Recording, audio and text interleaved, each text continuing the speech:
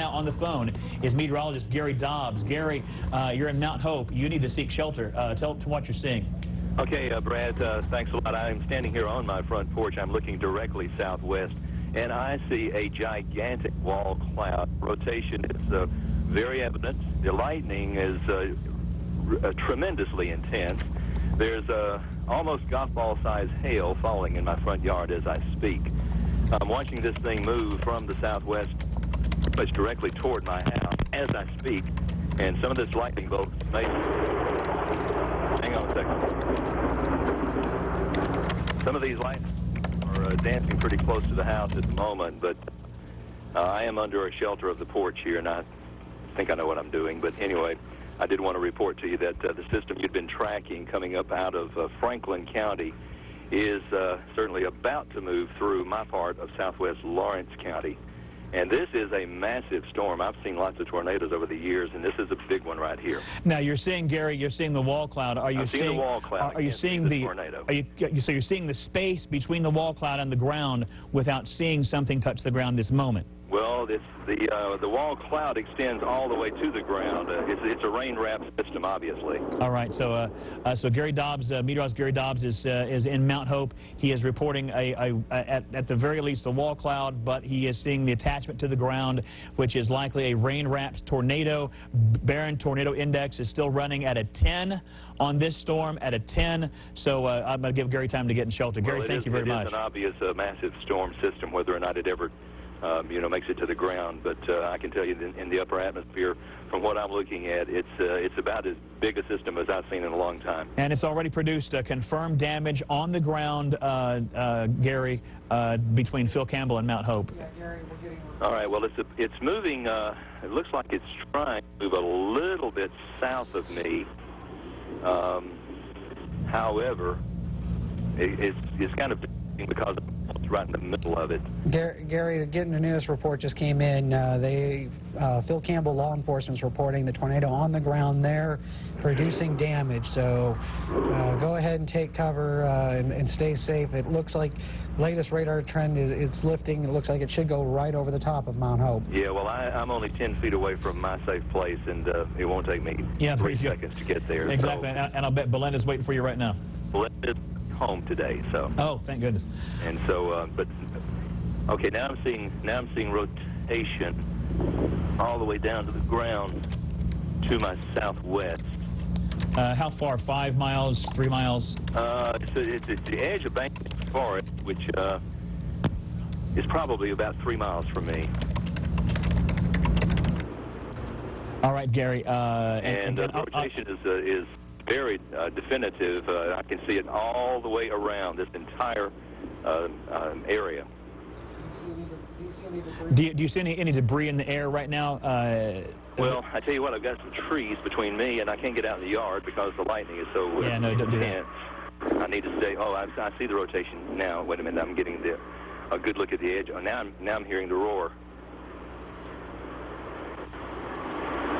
Hang on a minute. All right, we're listening. We're just going to... Hang on. Yes, I see a definite debris area. All right, this again... As a matter of fact, it looks like it's coming straight this direction. Gary Dobbs... It may miss me just to the south. Gary Dobbs live on the phone right now at Mount Hope, seeing a debris cloud. We're gonna keep you up, Gary. If you don't... Brad, this looks like a... If I had to judge what this is, it looks like an F4, and I am going to have to go inside. Gary Dobbs right now seeking shelter in his storm shelter right now. You can hear the wind picking up. It is picked up, and it is, well, I got to go inside, okay? Gary Dobbs heading into his storm shelter, and his cell phone just cut off there. Gary is seeing a large tornado, large debris cloud. Gary has sought shelter. You heard him live right there on WAAY-31 just now. Gary Dobbs seeking shelter in his home as that massive tornado has moved into and around the Mount Hope area. You can see clearly it is producing a tremendous amount of lightning. This is a dangerous, potentially deadly thunderstorm. I am hoping that in the next few minutes we hear back from Gary Dobbs, hoping that he and others in the area are okay. In fact, a little bit more news about Gary, Guy, is that we had heard also that neighbors had to come in and help pull the debris off of his shelter to get him out. And if you remember you know, some of those most compelling reporting I've ever heard, Guy, was Gary, who refused to go into shelter until he saw what that storm was about to do. Just moments before that storm hit his house, he was on the phone with us live, and I mean, Guy, that was such a compelling moment, which both showed Gary's heart and willingness to get that story out and to be your eyes and ears so you wouldn't have to, and make sure that he got the best information out before he immediately headed into shelter. And that was right before his home was destroyed. And as you said, both the eyes and the ears. Not only could he see the tornado, but I think one of the last things that he commented on is that he could hear the train sound, and we could actually hear that ourselves over his cell phone, Brad. An amazing moment there that, and again, we're all glad that Gary is going to be okay. Of course, we're saddened that many folks around that area have lost loved ones. We're thankful, of course, personally that Gary Dobbs is going to be okay. I feel for him that he's lost his property, as well as another one of our WAAY-31 staffers we've heard has had a house destroyed as well. So at times like this, a reminder to you guys that we are you guys. You guys is us. And that's what's happening right now across North Alabama. Let me get back to you, Guy, for just a moment. Yeah, and another one of the last comments that Gary made was, this looks like an F4. Judging by that photograph that we just saw, very distinct possibility, wouldn't you say, Brad? Yeah, not just the fact that the building was taken down, but those trees. Notice how trees weren't uprooted or knocked down. They were just stripped. Right. And when you take a tree like that and you strip a large tree like that, the stripping of the tree there, that is usually indicative of a very large, very serious tornado, and in some cases, you know, F3 to F5 damage. And I wouldn't be surprised if we have some of the F5 damage reported when the National Weather Service goes out. What's going to have to happen? Right now, Tim Reed joins us back again in section. Tim, what are you seeing as you look north toward that storm that's passing by?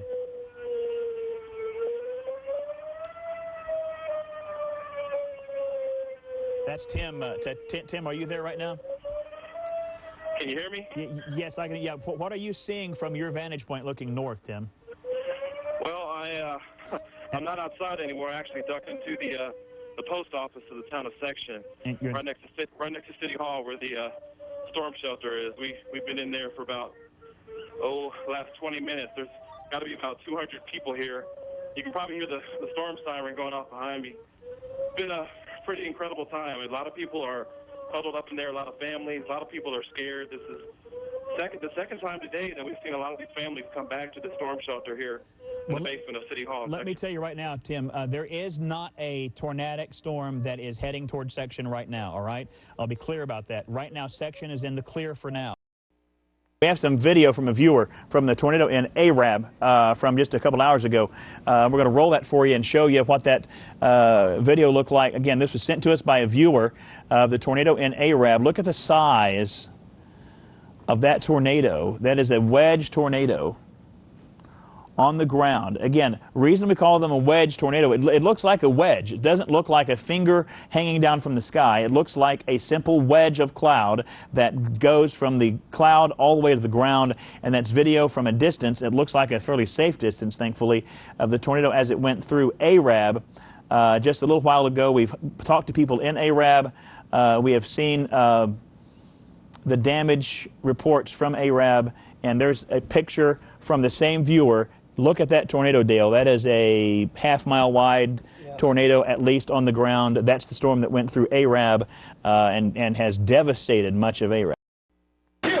As you can see, the rain is still really coming down here in Harvest. We're on Highway 53, just past the brand new Publix, and the rain is the least of the worries from this devastated community. You can see a little bit behind me some of the devastation that occurred, although it's kind of hard to see with all the rain that is surrounding us. This used to be the old Piggly Wiggly, and there's also a gas station that used to be out in front of it. It was completely obliterated as this storm came through. Across the street was Anderson Hills. A lot of homes have been destroyed in that area as well, and even the the brick fence that was holding it up. Part of that was taken out from these massive winds that came through with this storm that devastated this town of Harvest here. And we will keep an eye on this. As you can see, there are also several first responders out here, several police officers and firefighters working the scene, trying to make sure everything is okay out here. And we're out here in the middle of it, and we'll try to keep you updated as we are updated on the condition and everything that is going on here. We're live in Harvest. Chase Gallimore, WAAY-31, First News.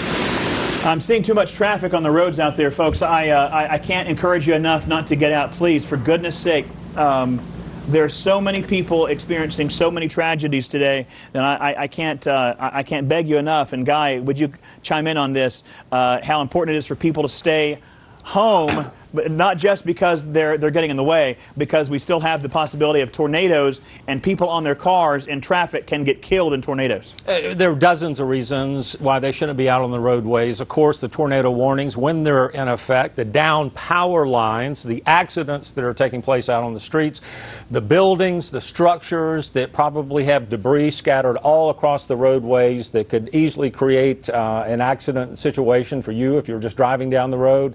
And once again, this issue of flooding, which we really haven't even addressed yet because we've been so concerned about the tornado. So the point is even if you are not in a tornado shelter, which you should be if you're under one of these warnings, if you're sitting back watching the television thinking about going out and doing some sightseeing, it's the last thing you should be doing right now. Stay at home. There are just too many treacherous situations out on the open roadways right now, and you should be staying in your home, or if you're still at a business, stay there. And of course, if you're in the field of one of these warnings right now, you should be in a shelter of some sort, a basement or the innermost portion of your home. But most importantly, even if you are not in one of those warnings, do not get out on the roadways. The emergency crews have trouble enough trying to handle all the issues right now. They don't need more people out on the roads.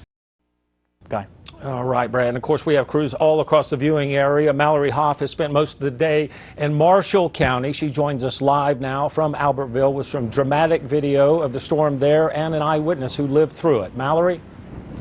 Yeah, Guy, you know that's right. We are here in Albertville having a little bit of trouble hearing you guys right now because, as you can see, very, very windy here. One thing I do want to point out is how quickly these severe weather situations can happen. You know, we were here in the parking lot actually waiting to do a live shot earlier tonight, and all of a sudden the winds really picked up. We felt a raindrop or two, and then before you know it, we saw a lightning bolt, and that's when we knew it was time to shut down our shot for safety's sake. Now tonight, I do want to point out to you, photojournalist Brian Barnett, we really wanted you to stay safe, but get you some really good video of what appeared to be a funnel cloud that did not touch down. I believe we might be able to pull that up right now. First, we saw a good deal of lightning, a lot of lightning bolts, and then before you know it, you started to see something forming in the sky, and we got as close as we could for you with continuing to stay safe out there. We do want to point out, we always stress safety during these types of events. There are a lot of folks, though, who really do get a little bit of a thrill from getting as close as they possibly can. One of those folks actually joins me now. Her name is Mindy. Mindy, join me here for a second. You're here in Albertville. You really wanted to get close, not too close, but you did get quite the thrill out of it. Tell me what exactly you saw a few moments ago. Well, we were sitting in the house, and my oldest sister said, "Come look at this." So we went to the window, and she said, "Look over here. If it's coming, this is where it is." So all three of us headed outside with our cameras and started taking pictures and got some lightning shots, what appeared to be like a wall cloud, and just took pictures and then started driving down the road and ran into you guys. So not afraid of blowing away. And tell me, I understand this isn't actually the first time you've seen something like this. No, I have been in some baseball-sized hail before and decided that I kind of like storm chasing, so. All right. Well, Mindy was actually kind enough to send the photos that she took to us at pics@WAAY-TV.com. Again, that's pics@WAAY-TV.com. If you have photos you've taken, we would definitely love to see them. But again, we want to stress to you, Mindy, as well as you folks watching, that we do want you to stay safe, and please don't get too close. We will join you here throughout the evening and bring you more information as soon as it becomes available. Live in Albertville, Mallory Hoff, WAAY-31 First News. The Piggly Wiggly there was leveled, as well as a BP station at that busy corner.